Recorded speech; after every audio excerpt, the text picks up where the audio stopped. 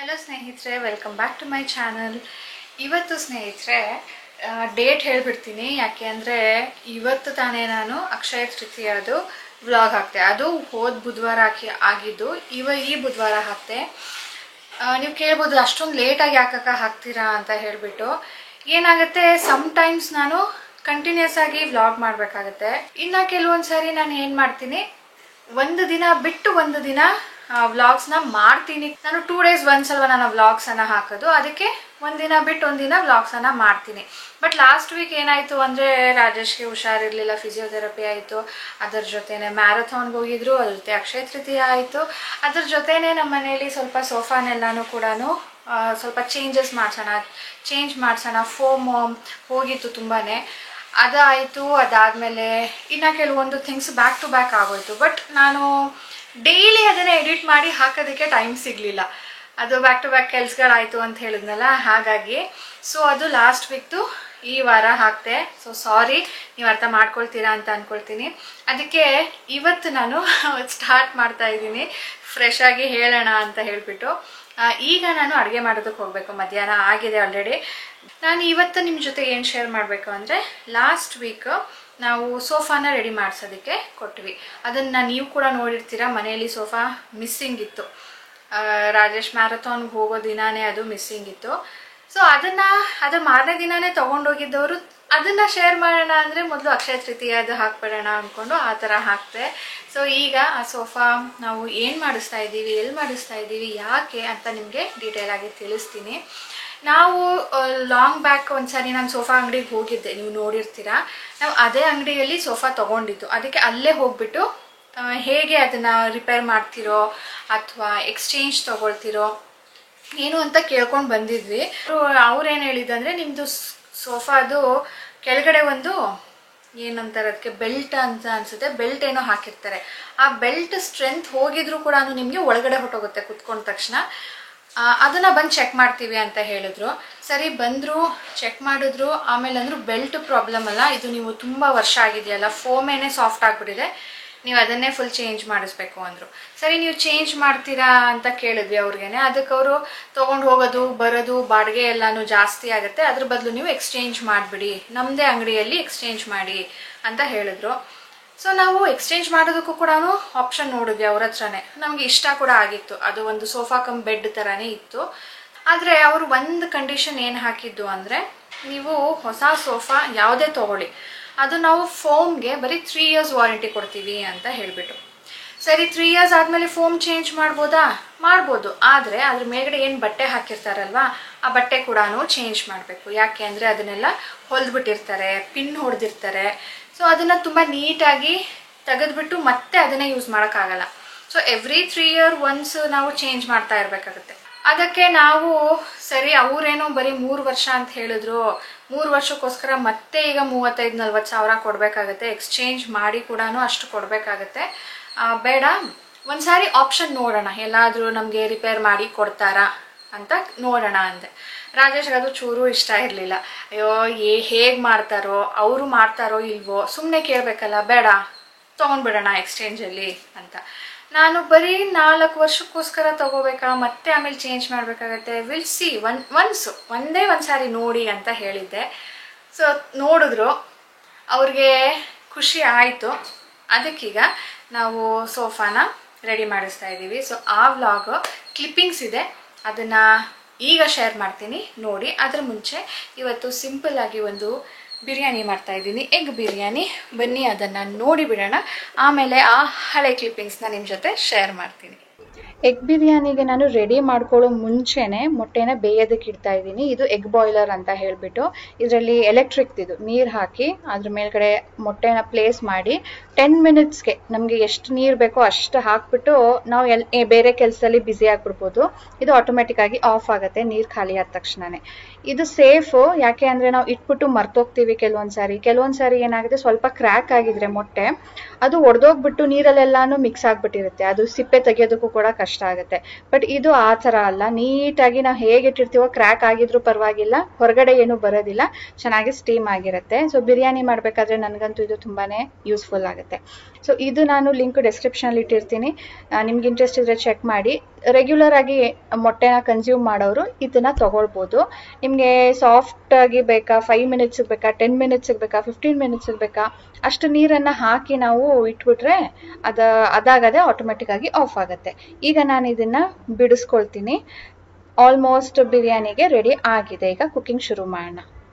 Egg ಬಿರಿಯಾನಿಲಿ ನಾವು first important thing ಏನು ಅಂದರೆ ಮೊಟ್ಟೆನ ಸ್ವಲ್ಪ ಸಾಟೆ ಮಾಡ್ಕೊಳ್ಬೇಕು ಎಣ್ಣೆಯಲ್ಲಿ. ಸೊ ಮೊಟ್ಟೆ ನೀವು ಎಷ್ಟು ಹಾಕಬೇಕು ಅಂತ ಇರ್ತಿರೋ ಬಿರಿಯಾನಿಗೆ ಅಷ್ಟು ಮೊಟ್ಟೆನ ಎಣ್ಣೆಯಲ್ಲಿ ಸ್ವಲ್ಪ ಉಪ್ಪು, ಖಾರ, ಅರಿಶಿನದ ಪುಡಿ ಇಷ್ಟನ್ನ ಸೇರಿಸ್ಬಿಟ್ಟು ನಾವು ಸಾಟೆ ಮಾಡ್ಕೊಳ್ಬೇಕು. ಅದ್ರ ಮುಂಚೆ ಸ್ವಲ್ಪ ಒಳಗಡೆ ಈ ಥರ ಕಟ್ ಮಾಡ್ಕೊಳ್ತಾ ಇದ್ದೀನಿ. ಯಾಕೆ ಅಂದರೆ ಸ್ವಲ್ಪ ಎಣ್ಣೆ ಒಳಗಡೆ ಹೋಗಲಿ ಅಥವಾ ಆ ಮೊಟ್ಟೆ ಫ್ಲೇವರ್ ಸ್ವಲ್ಪ ಎಣ್ಣೆಗೆ ಬರಲಿ ಅಂತ ಹೇಳ್ಬಿಟ್ಟು.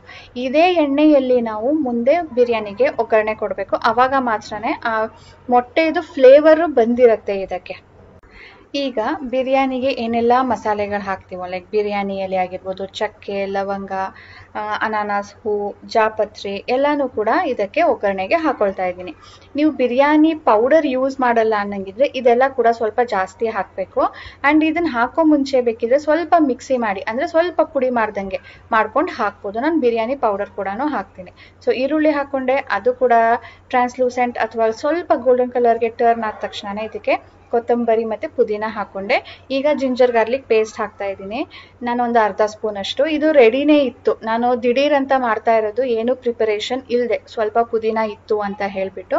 ಈಗ ಇದಕ್ಕೆ ಚಿಲ್ಲಿ ಪೌಡರ್ ಹಾಕಿದ್ದೀನಿ, ಕೊರಿಯಾಂಡರ್ ಪೌಡರ್ ಹಾಕಿದ್ದೀನಿ, ಬಿರಿಯಾನಿ ಪೌಡರ್ ಹಾಕ್ತಾ ಇದ್ದೀನಿ. ಇದು ಆಪ್ಷನಲ್, ಇದಿಲ್ಲದೆ ಕೂಡ ಹೇಳಿದ್ನೆಲ್ಲ ಮಾಡ್ಬೋದು.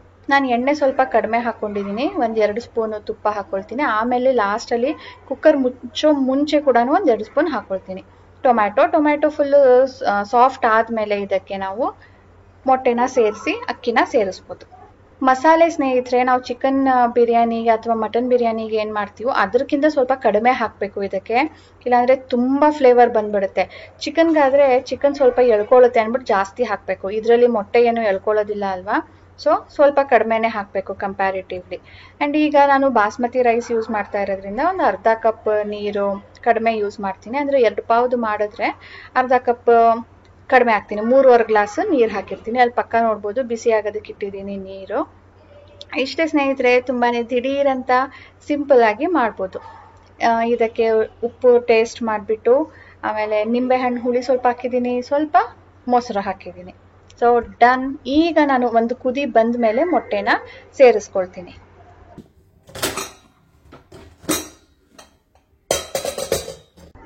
ಸೊ ನಾವು ಊಟ ಮಾಡೋ ಅಷ್ಟಕ್ಕೆ ಆಕ್ವಾಗಾರ್ಡ್ ಸರ್ವಿಸ್ಗೆ ಕರೆದಿದ್ವಿ, ಅವರು ಬಂದಿದ್ರು. ವರ್ಷಕ್ಕೊಂದ್ಸಾರಿ ಕ್ಯಾಂಡಲ್ಸ್ನ ಚೇಂಜ್ ಮಾಡಬೇಕಂತೆ. ಮೊದಲಾದರೆ ಕೆಲವೊಂದು ಇಷ್ಟು ಲೀಟರ್ಸ್ ಅಂತ ಸ್ಪೆಸಿಫಿಕ್ ಇತ್ತು.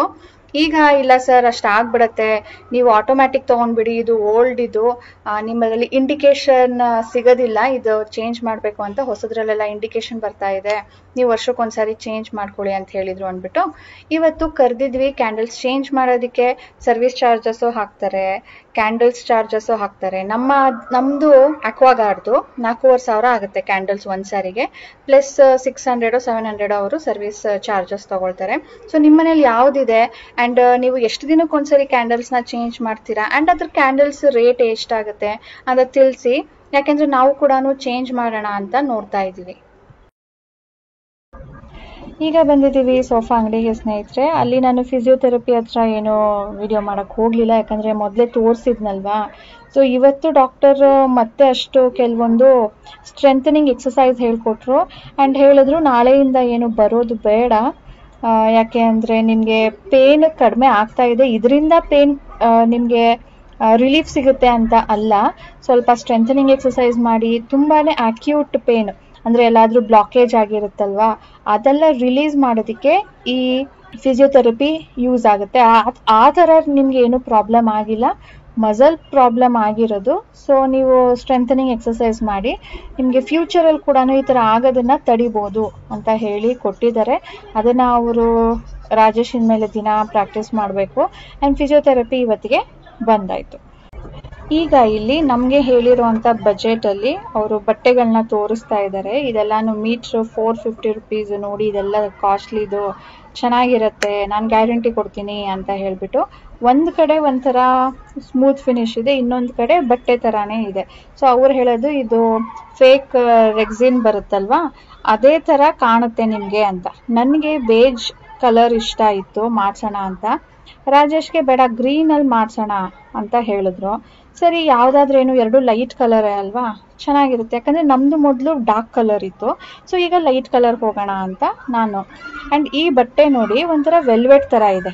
ಅಂದರೆ ಈ ಕೂತ್ಕೊಂಡು ಎದ್ದಾಗ ನಮಗೆ ಅಲ್ಲಿ ಶೇಡ್ ಥರ ಕಾಣುತ್ತೆ. ಅದಕ್ಕೆ ಅದು ರಾಜೇಶು ಬೇಡ, ಆ ಥರ ಬೇಡ, ಕೂತ್ಕೊಂಡು ಎದ್ರೂ ಕೈ ಎಷ್ಟೇ ಮುಂದೆ ಹಿಂದೆ ಮಾಡಿದ್ರು ಆ ಬಟ್ಟೆ ಮೇಲೆ ನಮಗೆ ಆ ಶೇಡ್ ಕಾಣಬಾರ್ದು. ನೋಡಿ ಯಾವ ಥರ ಕಾಣ್ತಾ ಇದೆ ಅಂತ ಹೇಳ್ಬಿಟ್ಟು, ಮುಂದೆ ಮಾಡಿದಾಗ ಒಂಥರ, ಹಿಂದೆ ಮಾಡಿದಾಗ ಒಂಥರ, ಈ ಥರ ಬೇಡ ಕಣೋ, ಚೆನ್ನಾಗಿರಲ್ಲ, ಶೇಡ್ ಕಾಣುತ್ತೆ ಕೂತ್ಕೊಂಡು ಎದ್ರೆ, ಅಥವಾ ಕೈ ಸುಮ್ಮನೆ ಹರಡಿದ್ರೆ ಅದ್ರ ಮೇಲೆ, ಸೋಫಾ ಮೇಲೆ ಅಂತ ಅವರು ಈಗ ಮುಂದೆ ಹಿಂದೆ ಮಾಡಿದ್ರು ಕೂಡ ಆ ಶೇಡ್ಗಳು ಕಾಣಬಾರ್ದು, ಒಂದೇ ಥರ ಇರಬೇಕು.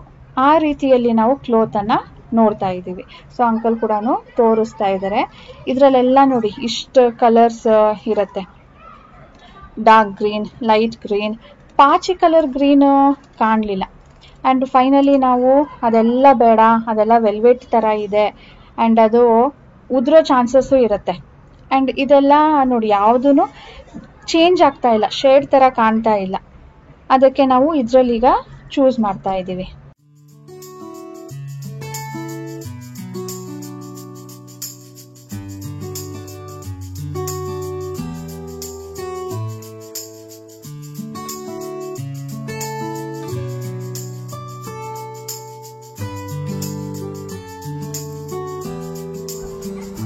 ಇದು ಹೊಸ ಸೋಫಾ ಮಾಡಿಟ್ಟಿದ್ದಾರೆ ನೋಡಿ ಹೊರಗಡೆ. ಆ್ಯಂಡ್ ಸೋಫಾಗಳು ಹೇಗೆ ಮಾಡಿರ್ತಾರೆ ಅಂತ, ಇದು ಕೆಳಗಡೆ ಒಂದು ಬಟ್ಟೆ ಹಾಕ್ಬಿಟ್ಟಿರ್ತಾರೆ, ಅದನ್ನು ತೆಗೆದ್ರೆ ಒಳಗಡೆ ಈ ರೀತಿಯಲ್ಲಿ ಕಾಣುತ್ತೆ. ಆ್ಯಂಡ್ ಮುಂದೆ ಒಂದು ಅಲ್ಲಿ ಮಾಡ್ತಾ ಇದ್ದಾರೆ ನೋಡಿ, ಈಗ ರೆಡಿ ಮಾಡ್ತಾ ಇದ್ದಾರೆ, ಹೇಗೆ ಮಾಡಿದ್ದಾರೆ ಅಂತ. ಈಗ ಎಲ್ಲರೂ ಪಿನ್ ಯೂಸ್ ಮಾಡ್ತಾರೆ, ಒಂಥರ ಸ್ಟೆಪ್ಲರ್ ಪಿನ್ ಥರ ಇರುತ್ತೆ ಮಷೀನು. ಇದು ನೋಡಿ, ಇದು ಪಿನ್ ಹೊಡೆಯೋ ಅಂತ ಮಷೀನು. ಬಟ್ಟೆನ ಹೀಗೆ ಮಡಚ್ಬಿಟ್ಟು ಅಲ್ಲಿ ಹೊಲಿಗೆ ಹಾಕಂಗಿಲ್ಲ, ಪಿನ್ ಹೊಡೆದ್ಬಿಡೋದು. ಪಕ್ಕನೇ ಪಿನ್ಗಳು ಹೊಡಿತಾ ಇದ್ದಾರೆ.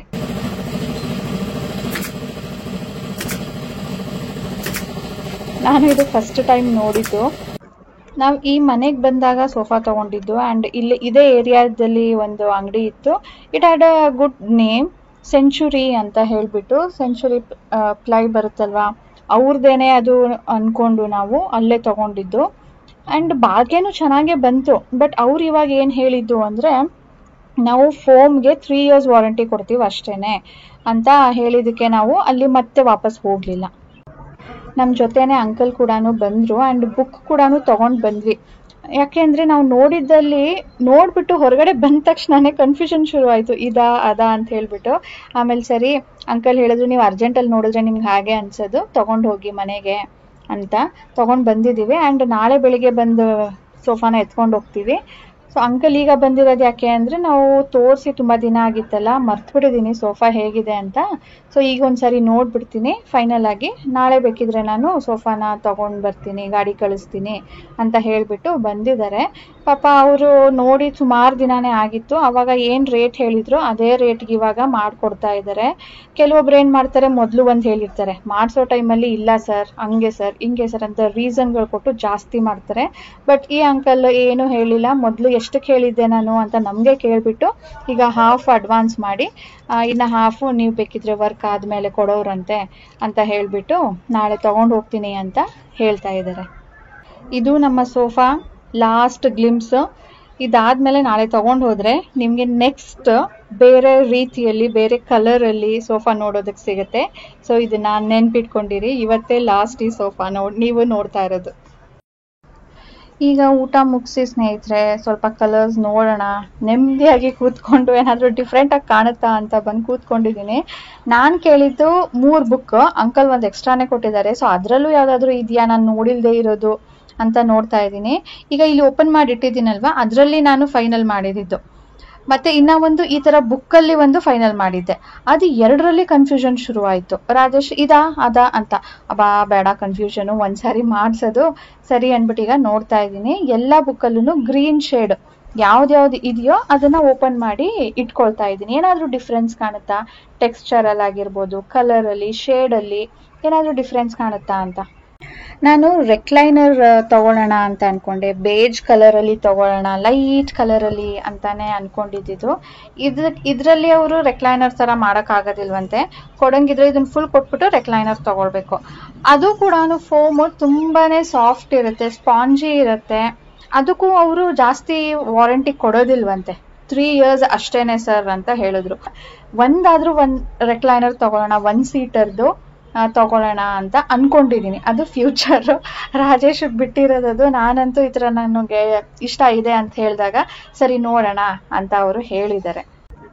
ಗುಡ್ ಮಾರ್ನಿಂಗ್ ಸ್ನೇಹಿತರೆ. ಮಾರನೇ ದಿನ ಒಂದು ಕ್ಲಿಪ್ಪಿಂಗ್ ತಗೊಂಡೆ. ಬೆಳಿಗ್ಗೆ 9 ಗಂಟೆಗೆ ಬರ್ತೀನಿ ಅಂದ್ರು, ಬಟ್ ಅವ್ರಿಗೆ ಆಟೋ ಸಿಗ್ಲಿಲ್ವಂತೆ. ಅವ್ರು ಬರೋ ತನಕ 11 ಗಂಟೆ ಆಗಿತ್ತು. ಸೊ ಈಗ ಸೋಫಾನ ತಗೊಂಡು ಹೋಗ್ತಾ ಇದ್ದಾರೆ.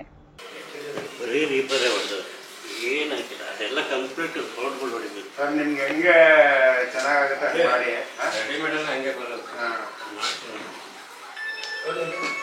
ನೀವು ಚೆನ್ನಾಗಿ ಮಾಡ್ಕೊಡಿ ಅಂಕಲ್. ನೆಕ್ಸ್ಟ್ ನಿಮ್ಮ ಹತ್ರನೇ ಎಲ್ಲ.